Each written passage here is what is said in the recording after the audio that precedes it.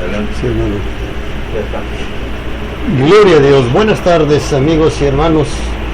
Qué gusto, qué alegría poder estar una vez más con ustedes con este tema. Hoy vamos a concluir esta serie de temas escatológicos que comenzamos desde el mes de enero, que semana con semana hemos tratado de seguir. Hoy vamos a estudiar la Gran Tribulación 3 y con ello cerramos. Para la próxima semana, si Dios quiere, ya vendremos con una nueva temología. Pero hoy vamos a dar este tema, la Gran Tribulación para todo el mundo, número 3. Y deseamos que la bendición del Padre, la bendición del Hijo y del Espíritu Santo sean con todos ustedes. De antemano queremos agradecer el tiempo que han seguido escuchando estas enseñanzas escatológicas de la palabra de Dios. Padre, en estos momentos nos volvemos a ti para pedirte que sea tu Espíritu Santo el que nos guíe y nos dirija, Padre, que sea tu Espíritu Santo como nuestro maestro, como nuestro ayo, nuestro instructor, nuestro mentor, como nuestro guía. Bendito Dios, quiero darte las gracias por la oportunidad que nos has dado desde que comenzó este año. Hemos estado dando estas series de enseñanzas escatológicas a través de tu palabra. Bendice a todo oyente. Deseamos, Padre, que muchos hayan sido tocados, que muchos corazones, muchas vidas hayan sido restauradas. Y Padre, te bendecimos y te lo agradecemos todo. En el dulce nombre de Jesús, tu Hijo amado. La palabra de Dios en Apocalipsis 14, 11 al 21 dice: entonces vi el cielo abierto, y he aquí un caballo blanco, y el que lo montaba se llamaba Fiel y Verdadero, y con justicia juzga y pelea. Sus ojos, en su cabeza muchas diademas, y tenía un nombre escrito que ninguno conocía sino él mismo. Estaba vestido de una ropa tenida en sangre, y su nombre es el Verbo de Dios. Y los ejércitos celestiales, vestidos de lino finísimo, blanco y limpio, le seguían en caballos blancos. De su boca sale una espada aguda para herir con ella a las naciones. Y él la regirá con vara de hierro, y él pisa el lagar del vino del furor de la ira del Todopoderoso. Y en su vestidura y en su muslo tiene escrito este nombre: Rey de Reyes y Señor de Señores. Y vi a un ángel que estaba en pie en el sol, y clamó a gran voz diciendo a todas las aves que vuelan en medio del cielo: venid, congregaos a la gran cena de Dios, para que comáis carnes de reyes, de capitanes, de carnes de fuertes, carnes de caballos y de jinetes, carnes de todos los libres y esclavos, pequeños y grandes.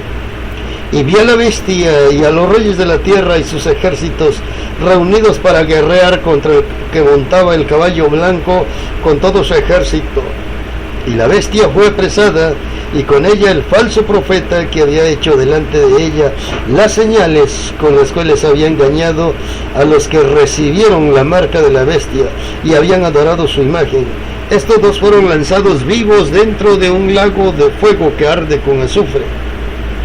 Y los demás fueron muertos con la espada que salía de la boca del que montaba el caballo, y todas las aves se saciaron de las carnes de ellos. Gloria a Dios. Dios añada bendición a su palabra.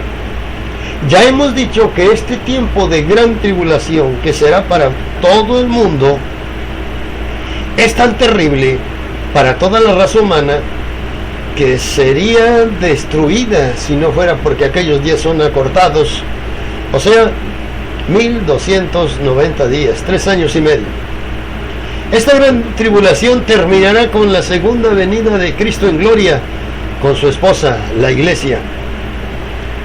Una de las cosas, hermanos, que la Biblia recomienda a la iglesia: sé fiel hasta la muerte, y yo te daré la corona de la vida. Apocalipsis 3:10 dice: por cuanto has guardado la palabra de mi paciencia, también yo te guardaré de la hora de prueba que ha de venir sobre el mundo entero. Y entonces hay promesas por lo cual nosotros, la iglesia de Jesucristo, exhortamos a todos a que sean fieles. No vamos a pasar por este periodo de gran tribulación. Esta grande tribulación, ¿cuándo terminará? ¿Cuándo es que van a ser acortados esos días? Apocalipsis capítulo 1, versículo 7. Vamos a ver qué cosa nos dice la palabra de Dios. Y dice: he aquí que viene con las nubes, y todo ojo le verá, y los que le traspasaron y todos los linajes de la tierra harán lamentación por él. Sí, amén. ¿Qué otros vieron esta visión también? Vamos a consultar al profeta Daniel. ¿Qué nos dice en su capítulo 7? Daniel capítulo 7. Sí, Daniel capítulo 7, versículo 13. Y dice la palabra de Dios. ¿Qué cosa dice este versículo? Dice: entonces oía un santo que hablaba, y otro de los santos preguntó a aquel que hablaba: ¿hasta cuándo durará la visión del continuo sacrificio y la prevaricación asoladora, entregando el santuario y el ejército que está pisoteado? ¿Y cuál fue la respuesta? Y él dijo: hasta 2300 tardes y mañanas. Luego el santuario será purificado. Gloria a Dios. Eso es lo que dice. Pero específicamente Daniel 7:12, ¿qué cosa dice? O a dónde nos manda, ¿no? La palabra es 7:13. Dice la palabra de Dios: miraba yo en la visión de la noche, y aquí con las nubes del cielo venía uno como un hijo de hombre, que vino hasta el anciano de días, y le hicieron acercarse delante de él. Entonces la segunda venida de Cristo vendrá.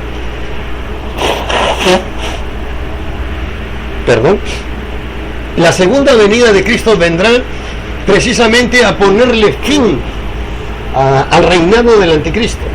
Él guerreará, él peleará, pero la segunda venida de Cristo precisamente será para ponerle un hasta aquí. Pero hay un versículo más en Mateo capítulo 24, versículo 30. ¿Y qué cosa es lo que dice la palabra de Dios? Dice: entonces aparecerá la señal del Hijo del Hombre en el cielo, y entonces lamentarán todas las tribus de la tierra, y verán al Hijo del Hombre viniendo sobre las nubes del cielo con poder y gran gloria. Es lo que describe Apocalipsis capítulo 19, cuando dice que todo ojo le verá. Dice que hasta los traspasaron, harán lamentación por él y llorarán como se llora sobre hijo primogénito, dice la palabra de Dios. Entonces, hasta ahí, ahora sí sería este tema de la gran tribulación. ¿Cuándo terminará? Enfáticamente decimos: cuando Cristo venga con sus ejércitos celestiales, ángeles y la iglesia acompañando a Cristo, viniendo en las nubes como Rey de reyes y Señor de señores. Dice aquí que el falso profeta y la bestia le declararán la guerra. Pero dice también que este campeón de campeones, dice que con el espíritu que sale de su boca abatirá, destruirá a todas las huestes del mal, a todos los ejércitos del anticristo. Entonces, así se contesta esta pregunta: ¿cuándo terminará la gran tribulación? Si bien primero deberíamos de haber dicho cuándo comenzará, ¿no? Bueno, pues la gran tribulación, inmediatamente que la iglesia desaparezca, comenzará. Aunque quizás no se dejarán sentir los rigores inmediatamente, pasarán unos 3 años y medio en la cual el anticristo, con astucia, con engaño, estará ganándose al mundo. Después de 3 años y medio, cuando se haya ganado la confianza del mundo, entonces, bueno, pues como una fiera sacará ahora sí sus uñas, como se dice, y se dará a conocer tal cual es. La mayor parte de todo esto seguramente que es el pueblo hebreo quienes van a resistir. Ahí comienza entonces la gran tribulación. ¿Cuándo termina? Pues ya dijimos cuándo. Cuando Cristo aparezca en las nubes, viniendo con poder y gran gloria, como Rey de reyes, acompañado de sus ángeles y acompañado también de la iglesia. Esta gran tribulación entonces ahí terminará. Queremos ahora hacer entonces alguna aclaración. Como cristianos, yo desde niño tengo la bendición que desde los 8 años yo asistí a la iglesia y he asistido de una manera ininterrumpida. Tengo la experiencia de 30 años que he sido maestro de escuelas bíblicas. He dado clases como en unos 2 o 3 institutos.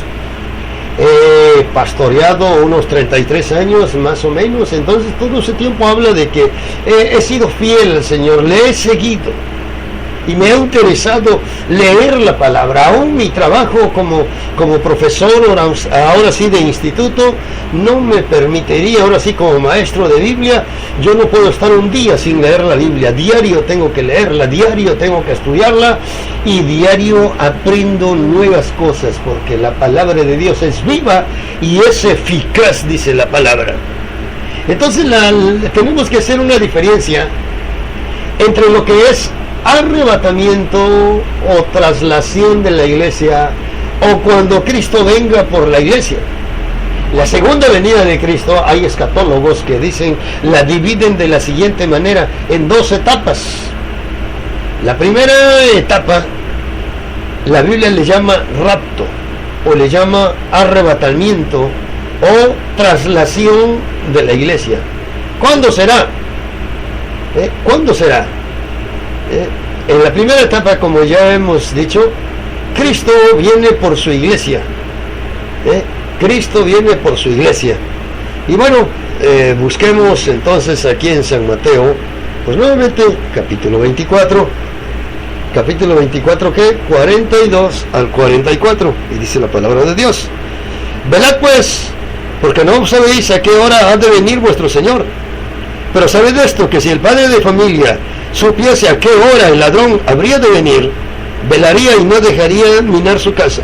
Por tanto, también vosotros estad preparados, porque el Hijo del Hombre vendrá a la hora que no pensáis. Por tanto, dice, vosotros estad preparados, porque el Hijo del Hombre vendrá a la hora que no pensáis. O sea, en esos momentos pudiera ser que Cristo venga por su iglesia. No hay fecha en este sentido.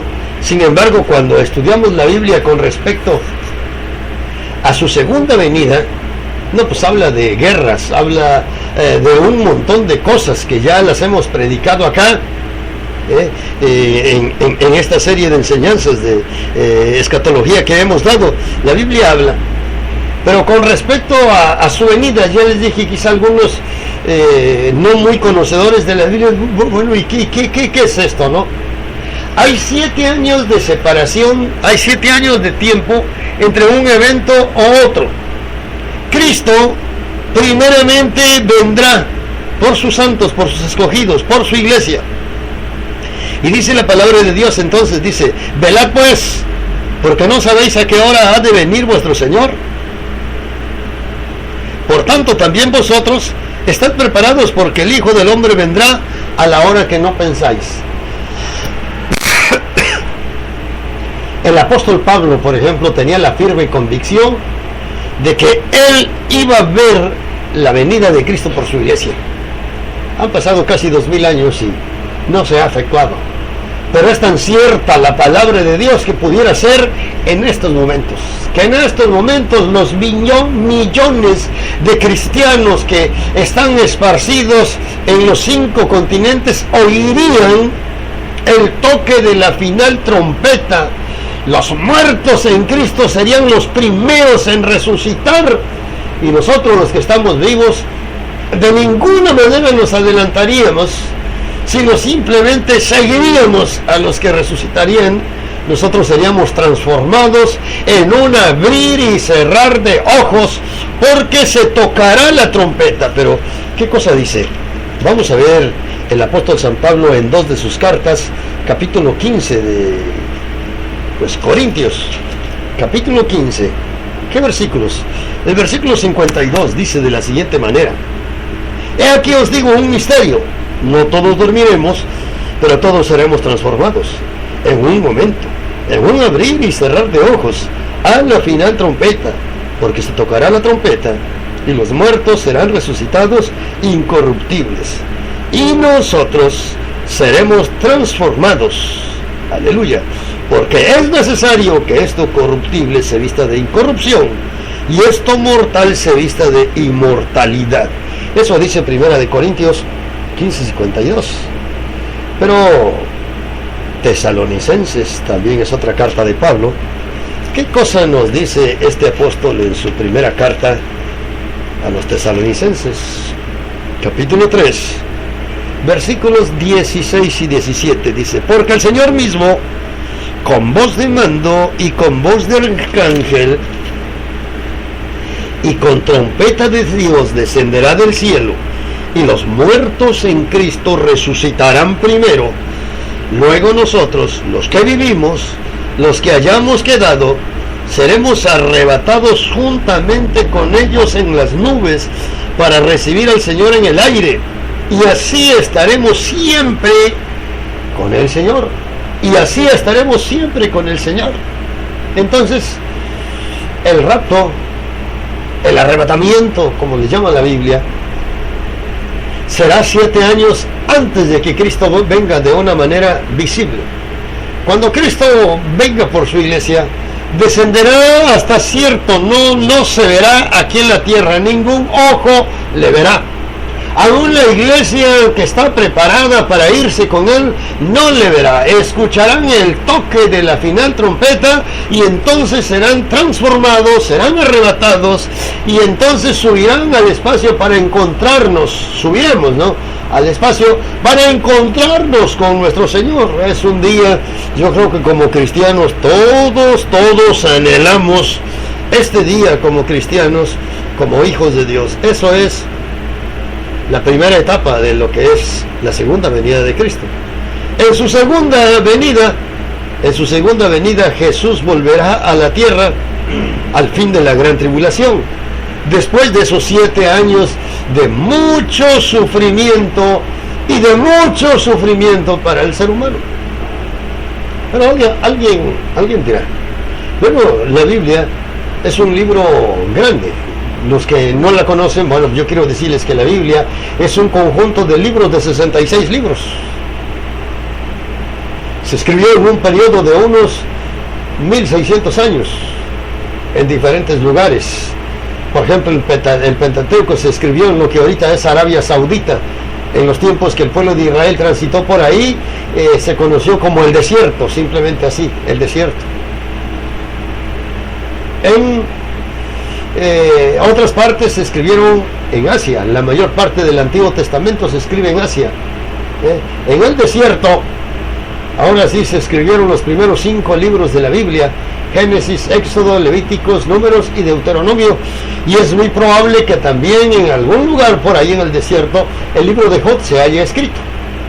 Pero de Josué en adelante ya se escribió en la tierra de Canaán. El libro de Daniel en la tierra de Babilonia. El libro de Esdras, parte en Babilonia, partes en Israel, partes en arameo, partes en hebreo. Así fue la situación.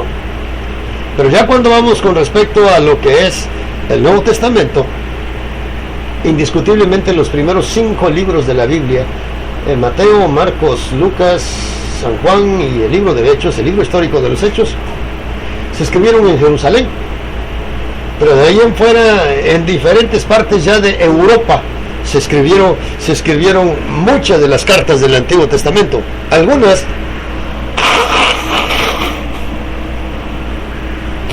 Algunas fueron escritas desde la cárcel en Roma, donde se encontraba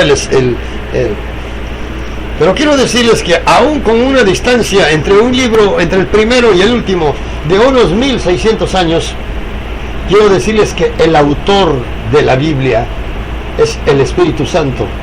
La Biblia no tiene, en ese sentido, en cuestiones doctrinales, en cuestiones de Dios, no tiene errores. La Biblia es un libro perfecto. Pero estas cosas escatológicas que hemos estudiado durante estos meses, ¿en dónde podríamos estudiarlas con más detalles? Te recomiendo de los 66 libros de la Biblia. Sobre todo estos estudios, el libro de Apocalipsis, serían los capítulos 6 al capítulo 18.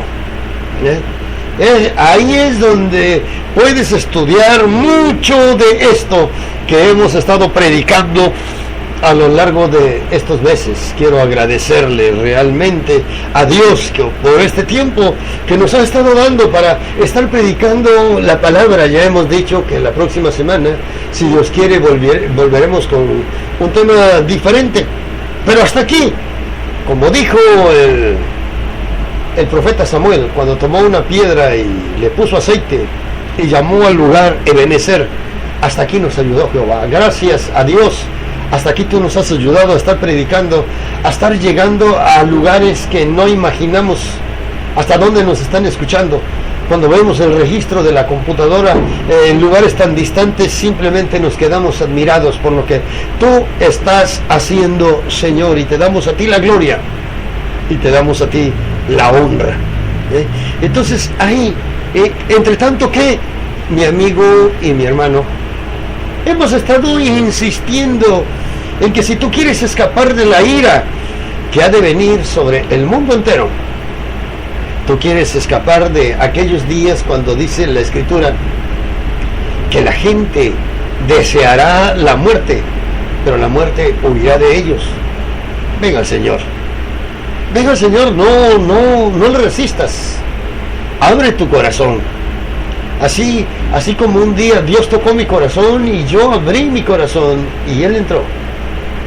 Él quiere que tú abras tu corazón ahora y le recibas. Que tú confieses tus pecados. Que tú le pidas al Señor Jesús que entre en tu corazón. Que cambie tu vida.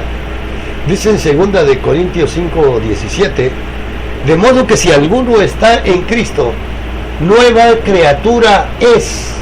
Las cosas viejas pasaron, he aquí que todas son hechas nuevas. Si alguno está en Cristo, eso es lo que dice la palabra de Dios. Si alguno está en Cristo, para todos aquellos que alguna vez han oído de la palabra del Señor, saben que tienen que venir a Él y no lo hacen. ¿Por qué tardas tanto? ¿Por qué haces esperar tanto al Señor? En el libro de Cantares hay una exhortación donde dice: no hagas velar el amor hasta que quiera.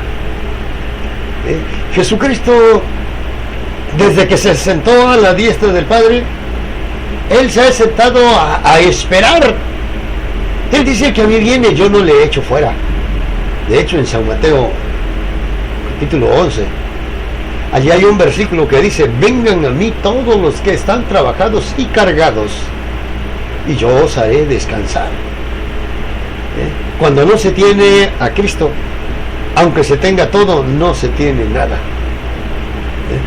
Cuando no se tiene a Cristo, aunque uno crea que uno es feliz, uno no es más que un desdichado, sujeto a condenación. Que el único que nos hace libres de la condenación es Jesucristo, y tenemos que venir a Él. No te demores, no lo pienses mucho. Ven al Señor. Él quiere, Él te ha esperado durante 2000 años. Él se sentó a la diestra de la majestad de Dios allá en las alturas, no para contemplar qué es lo que pasa aquí en la tierra, no, para nada. Jesús no pierde el tiempo de esa manera. Jesús se sentó a la diestra, ¿sabes para qué?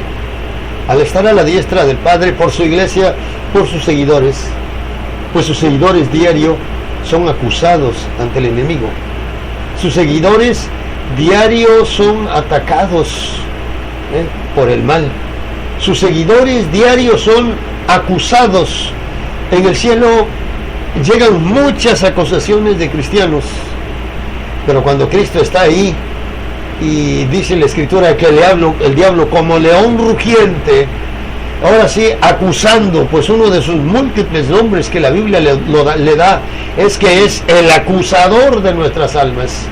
Como acusador creo que tiene libre acceso a la presencia de Dios. Como acusador, entonces diario se presenta con diferentes acusaciones, pero Jesucristo no niega que a quienes se acusa sea cierto todo lo que el enemigo dice, pero Cristo dice: hace 2000 años yo derramé mi sangre por él. O sea, Cristo es nuestro abogado. Cristo es nuestro abogado. Cristo es el que defiende nuestra causa. Cristo es el que intercede por nosotros desde allá. Bueno, ese es como nuestro abogado. También la Escritura dice que Cristo es nuestro mediador. ¿Cómo mediador? ¿Cuántas veces el pecador es tan pecador que ya ni él mismo cree? Ni él mismo cree que Dios lo puede salvar, cuando la Biblia dice: el que a mí viene yo no le echo fuera. Y entonces se deja dominar por el mal. Sin embargo, en el momento que el pecador se vuelve al Señor, en ese momento que él se vuelve al pecado, en ese momento precisamente que él se vuelve del pecado y se vuelve a Dios con todo su corazón, así como en la parábola del hijo pródigo, que dicen de este padre que nunca perdió de vista el sendero por donde su hijo desapareció. Siempre estuvo esperanzado que un día regresara. Y así Jesucristo, a la diestra del Padre como mediador, está esperando que el pecador venga a refugiarse con él. Está esperando que el pecador clame, porque Dios sí es verdad que es un juez, que con justicia juzga y dicta la sentencia. Pero también la Biblia dice que es paciente para con todos, no queriendo que ninguno se pierda, sino que todos procedan al arrepentimiento. Entonces, ahora sí que si ya vimos que Él es paciente, durante 2000 años ha estado esperando que la humanidad venga a Él. No sé durante cuántos años te ha estado esperando a ti que me estás escuchando. Tú que vas a escuchar esta cinta una vez que quede registrada ahí, grabada, el Señor te ha estado esperando. ¿Cuál es tu respuesta? Porque sin duda, cada vez que tú oyes la palabra, seguramente que tú estás sintiendo el llamado de Dios hacia tu vida, el llamado que Él está haciendo. Si bien durante este tiempo que te hemos estado predicando la palabra, te hemos estado diciendo que Cristo viene pronto y viene por su iglesia. La idea de estar predicando estos mensajes ahora, pues es la idea de que tú te prepares, de que tú te alistes, de que tú invites al Señor a que entre tu corazón, de que Él borre tus pecados, que en aquel día el Señor no se convierta en tu juez para dictar contra ti una sentencia, sino que en aquel día se convierta para ti en aquel que te va a recompensar, porque luchaste en este mundo por portarte bien y lo lograste, porque luchaste en este mundo por hacer la voluntad de Dios y lo lograste, y te has encontrado con tu Señor. Ábrele tu corazón, no endurezcas más tu corazón. Mañana puede ser tarde. Vamos a orar. Nuestro Padre que estás en los cielos, en la tierra y en todo lugar, te agradezco en esta hora, en estos momentos te agradezco, Padre, tu infinito amor, tu infinita misericordia. Gracias, Padre, por este tiempo que nos has dado para predicar esta serie de mensajes. Ahora los dejamos, Padre, para que seas tú el que cada vez que la gente escuche la palabra le sea sembrada en su vida, en su corazón, y tú hagas que la palabra produzca fruto, fruto que abunde, fruto que a su tiempo, tu palabra dice, segaremos si no desmayamos, Padre. Te bendecimos en el nombre de Jesús. Amén. Amén.